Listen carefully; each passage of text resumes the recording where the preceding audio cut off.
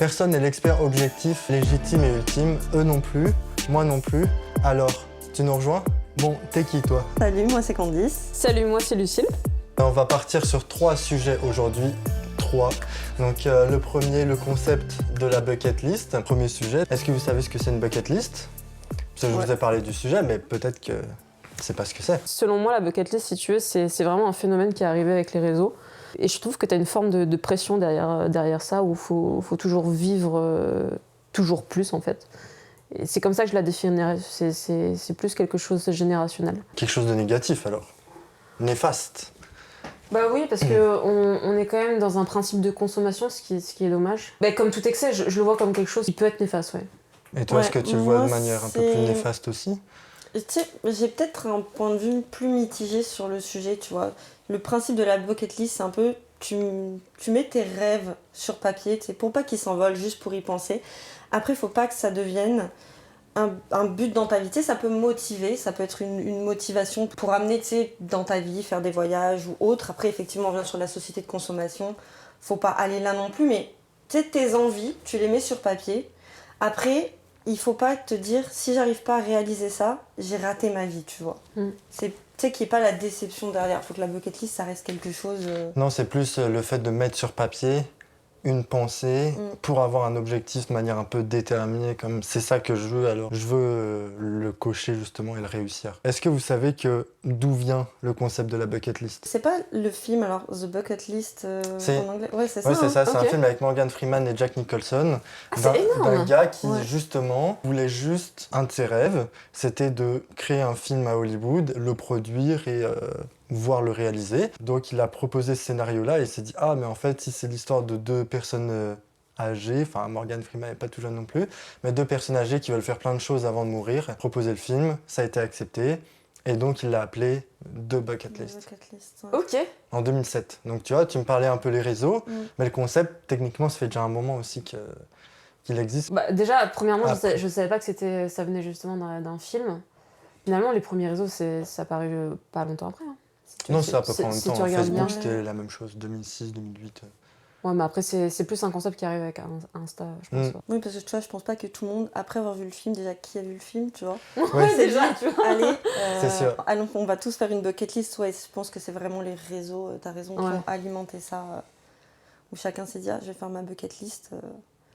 Après, comme dit, ta bucket list, tu l'as fait, mais il faut pas que tu mettes des choses irréalisables non plus. Mais tu peux en faire plusieurs déclinaisons, une bucket list de voyage, de mariage, de couple, d'amis, de famille. Mais je pense que pour certains, ça peut peut-être recroiser avec un côté comme objectif de vie, mais version capitaliste, comme je veux faire ça, je veux faire ça, je veux faire ça, tu vois.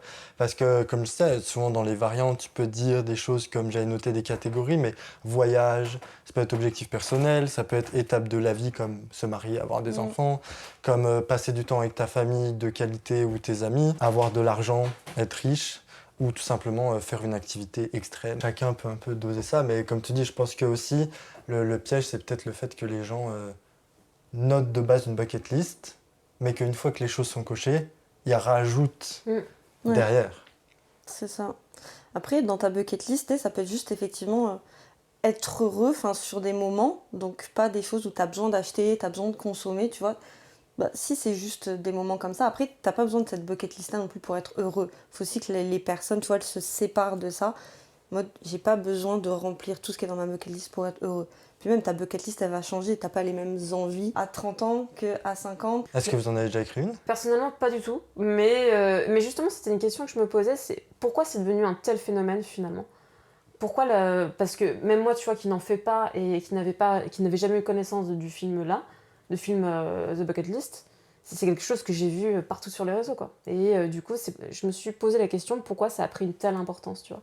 Est-ce que c'est un fait sociétal? Je pense que c'est aussi parce qu'il y a des choses qui sont qui doivent être faites, que tout le monde veut partager de manière unanime, comme je dois aller au Machu Picchu, je dois sauter en parachute, je dois aller voir la muraille de Chine, je dois voir des aurores boréales, je dois me marier, avoir des enfants, je dois créer un podcast. Donc, Ça va, tu l'as je coché, pense celle-là. que tu sais, il y a des choses un peu catégorisées pour tout le monde, des choses que tout le monde caractérise comme classique et tout le monde doit être obligé de faire. Et je pense que c'est ça aussi dont tu parles, c'est que tout le monde doit faire et veut faire, mais les mêmes choses. Parce que peut-être que la tienne, c'est sûr, ne sera pas la même que celle de Candice. Bah après, ça dépend. Est-ce que finalement, tu vois, si on rapproche pas les réseaux sociaux, est-ce qu'il n'y a pas un parallèle qui est super proche en fait de la bucket list? Par exemple, la bucket list, si c'est devenu un phénomène qui est quand même mondial, c'est parce que tu avais une standardisation de ce qui doit être fait. Et finalement, les réseaux sociaux retranscrivent ça. Et c'est pour ça que je pense que c'est devenu que ce concept-là a une telle importance, parce que finalement, c'est un prolongement de ce qui se fait aujourd'hui. Comme sur Insta, tu veux dire, en gros, tu mets une photo, si je reste sur les voyages, à tel endroit, une photo à tel endroit. Exactement, tu auras beaucoup plus de likes si tu ça. vas quelque chose qui est Et très... tu sais, qui veut pas mettre sur ses réseaux sociaux, tu mets ta petite photo, genre t'as vu les aurores boréales et tu mets Voilà, hop, tu tu sais, ton petit cocher en mode Non, mais c'est fait, ça. tu vois. Oui. Ou alors, pour certains qui aiment aussi faire les paparazzis, aller après les concerts, faire des photos avec des stars, ou alors aller sur des endroits où il y a juste des regroupements de stars, puis mettre « Ah, j'ai ma photo avec Lionel Messi, j'ai ma photo avec Ryan Gosling. Mais tu crois que ça fait partie de... Bon, après, ça dépend des personnes, mais ça, tu le mettrais dans une des catégories du bucket list? Oui, je pense que... Je sais pas si vous êtes fanatique de quelqu'un, Ouais. mais vous Si, on va partir avez là-dessus. le droit. Bah ouais, mais dites-le moi si c'est le cas, justement, je serais curieux. Je pense que pour des personnes qui peuvent être vraiment fans de quelqu'un, ça peut littéralement rentrer dedans. À titre personnel, moi, je suis pas fan. Enfin, il y a des artistes que j'adore, tu vois, et quand je vais les voir, c'est quelque chose qui c'est important pour moi, mais en soi, non. Je serais pas dévastée si j'allais pas voir cet artiste-là, quoi. Si je le croise dans la rue, je sais pas, dire Ouais, ah, prends ta photo. je veux vraiment une photo avec DiCaprio, tu vois. Encore une fois, bon, c'est mon opinion, mais je trouve que c'est quand même... Ça manque de pudeur de prendre une photo avec une personnalité. Je trouve que il devient un produit et finalement, pour moi, tu respectes pas son œuvre, quoi. C'est pour ça que je me permettrais pas d'arriver et d'aller à la rencontre de l'artiste que j'adore en plus et de dire vas-y, viens, je prends ta photo. Si tu le déranges dans son intimité, c'est pas quelque chose que je ferais en tout cas. Mais je comprends qu'on puisse le faire. Mais... C'est pas quelque chose qui se fait dans la vraie vie non plus, tu vois.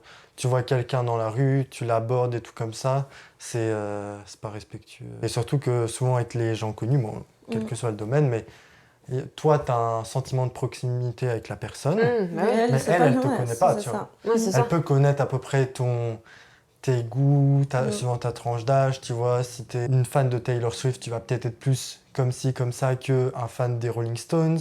Donc elle peut peut-être te dire, ah lui, ok, pour telle ou telle raison, il adore ce que je fais, mais il va pas te connaître, toi Lucille, toi Candice. Ouais, non.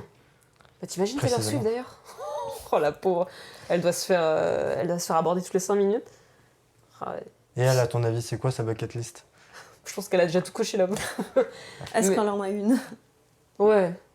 Mais Quand t'as déjà tout et que tu peux tout faire. Est-ce qu'elle a vraiment tout cette fille-là? Peut-être que pour certains, c'est sur leur bucket list aussi. Hein. Ne plus entendre du Taylor Swift. Une bucket Ah, list ça va être dur. négative. Tu ne dois pas faire des choses, mais tu t'empêches de faire des choses. Ah, c'est énorme, ça va dans le concept inverse, quoi. Sans parler d'addiction ou quoi. Enfin, cette bucket list inverse, est-ce que tu l'exprimes ou c'est finalement quelque chose que tu t'imposes au quotidien pour éviter justement les dérives?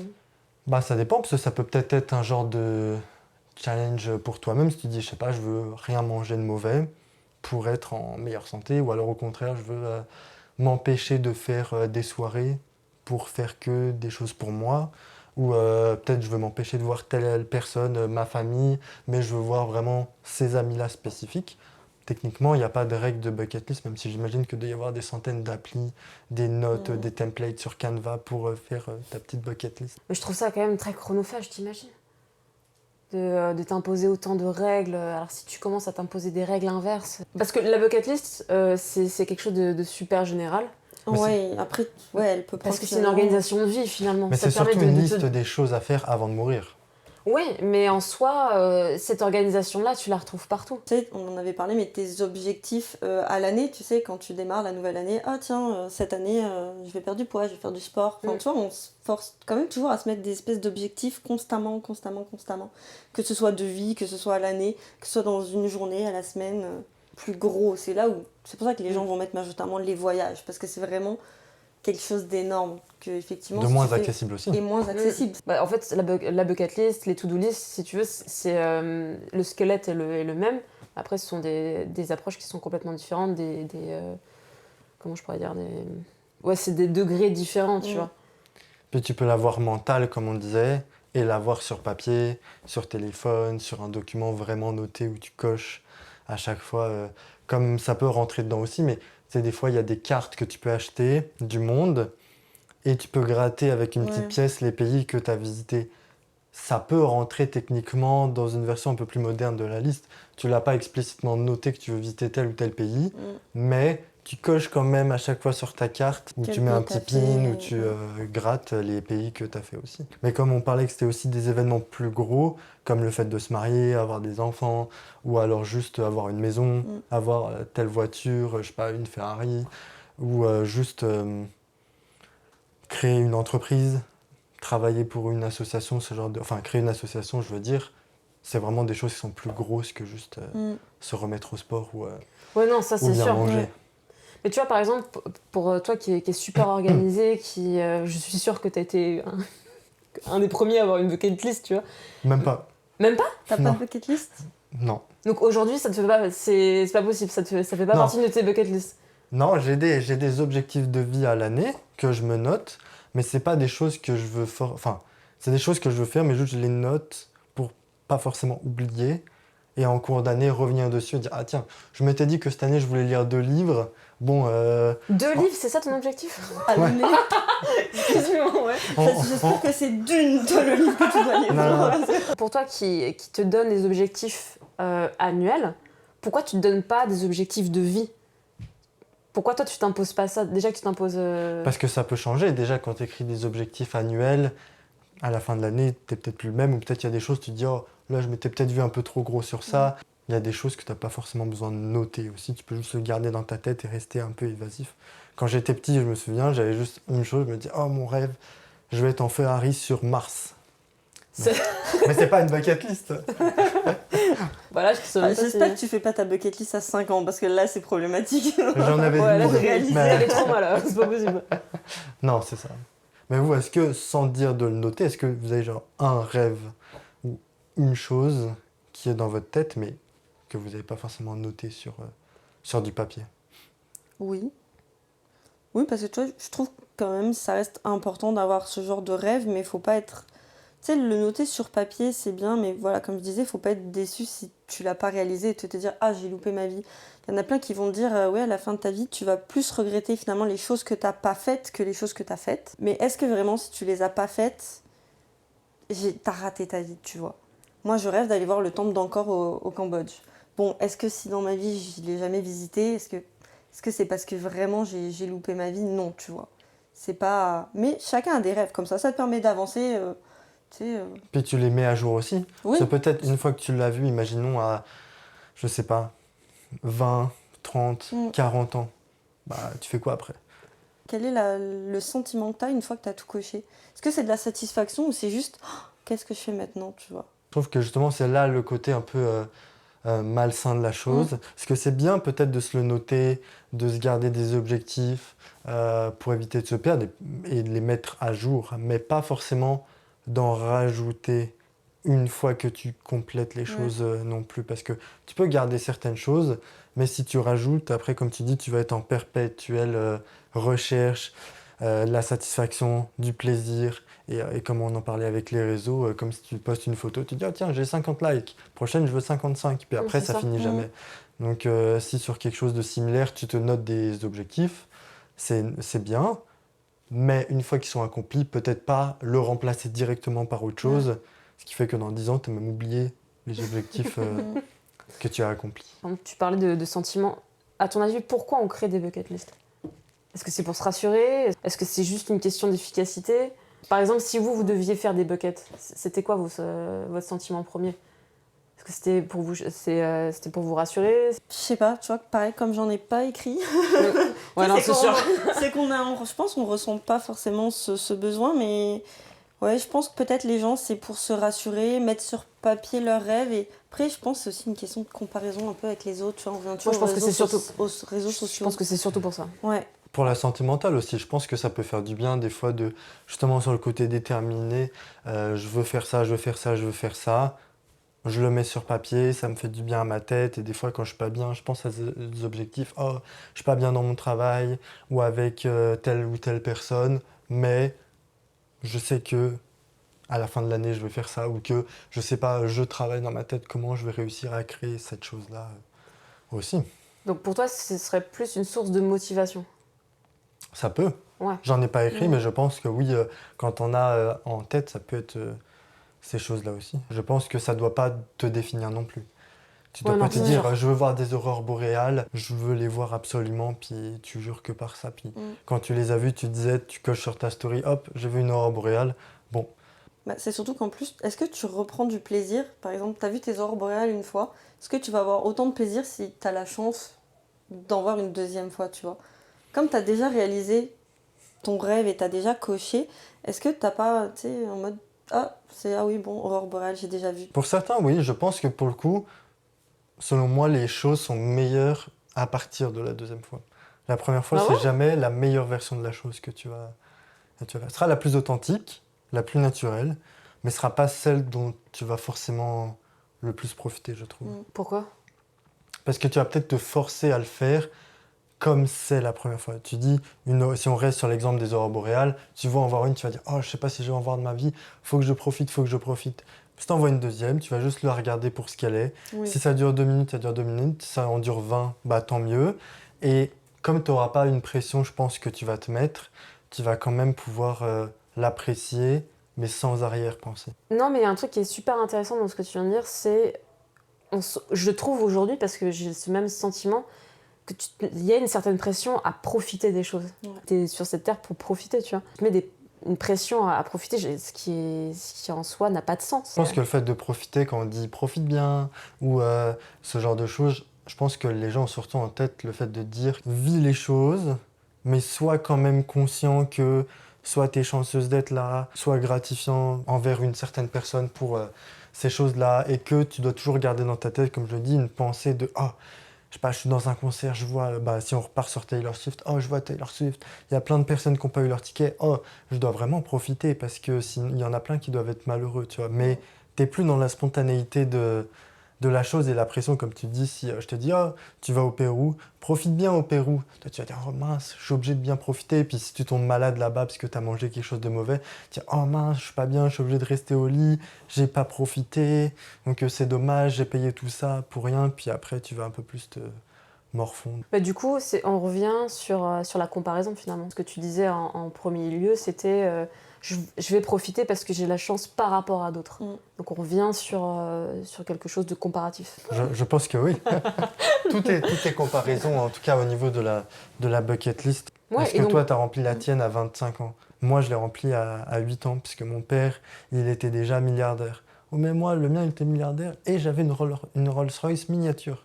Donc après, là-dessus, on peut aller facilement dans les pires exemples, comme le cliché du « tu dois avoir une Rolex à 40 ans », ça rentre dans ces choses-là aussi. Si tu l'as à 20 ans, tu fais quoi à 40 ans? Selon toi, la bucket list, c'est un outil de comparaison.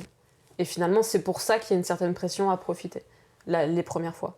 Je pense que oui, Ouais. mais en gardant le côté quand même sain de ces choses-là, de garder en tête les objectifs de vie que tu veux accomplir, mais qui peuvent évoluer sans te rajouter une trop grosse pression. Ça peut être un outil de définition aussi, finalement. Aussi. Cette définition de soi, elle change au fil de tes expériences. Est-ce que toi, tu voudrais en écrire une alors? Si tu m'as donné envie, si ce podcast m'a donné envie, non, je pense que ça dépend de l'approche que tu as de la vie. Je pense qu'une bucket list, ce serait finalement se limiter à des choses que tu connais. Si tu es vraiment dans une phase de découverte, tu peux être surpris parce que tu vas découvrir et il n'y a pas de limite. Je trouve que la bucket list, c'est finalement s'imposer pas mal de Les limites. limites de ton rêve. C'est ça. Parce que ton rêve, tu vas le matérialiser en une phrase, alors que ce que tu viens de dire, c'est que tu pourrais rêver de quelque chose, mais tu le sais pas encore. Est-ce que vous voulez nous partager peut-être un de vos rêves? Moi, mon rêve, ce serait franchement continuer à être heureuse. C'est juste ça. Continuer à aimer ce que je fais et être entourée par des personnes que j'aime. C'est ça mon rêve. Et est-ce qu'un concert de Joe Hisaishi serait dans votre bucket list alors? Bon, réalisé dans ce cas-là, tu vois. Aïe aïe aïe. Toi, t'es maligne parce que tu fais des bucket list à l'envers. Tu regardes tout ce que t'as fait. Tu dis ça c'est coché, ça c'est coché, ça c'est coché. C'est ça, Au moins, la t'es dans le bucket list confort à après. l'envers, mais dans un autre sens, tu C'est vois. ça. Dans un sens peut-être plus vertueux pour, comme je disais, pour ta Ouais. santé mentale. Ça au moins tu dis voici tout ce que j'ai fait. Peut-être une reverse list, on pourrait l'appeler. Ça, tu regardes tout ce que t'as fait. Et c'est Pour stylé, dire- je trouve. Mais c'est ça. Ça y est, aujourd'hui j'ai fait tout ça. Donc comme tu dis, je peux continuer à être heureux sans me noter les choses du passé. N'oublie pas de t'abonner sur YouTube, Apple Podcast, Spotify, Deezer, Google Podcast pour revoir nos ganaches un peu plus souvent et active la cloche. Un grand merci pour le temps passé avec Candice et Lucille, la confiance surtout qu'elles m'ont donnée pour cette première émission, que merci d'être venue de s'être jetée dans le bain de avis de personnes. On a hâte de lire tes retours en tout cas par rapport à la bucket list et puis on se voit très bientôt pour une deuxième émission et surtout n'oublie pas que bon vas-y on s'en fout, allez ciao.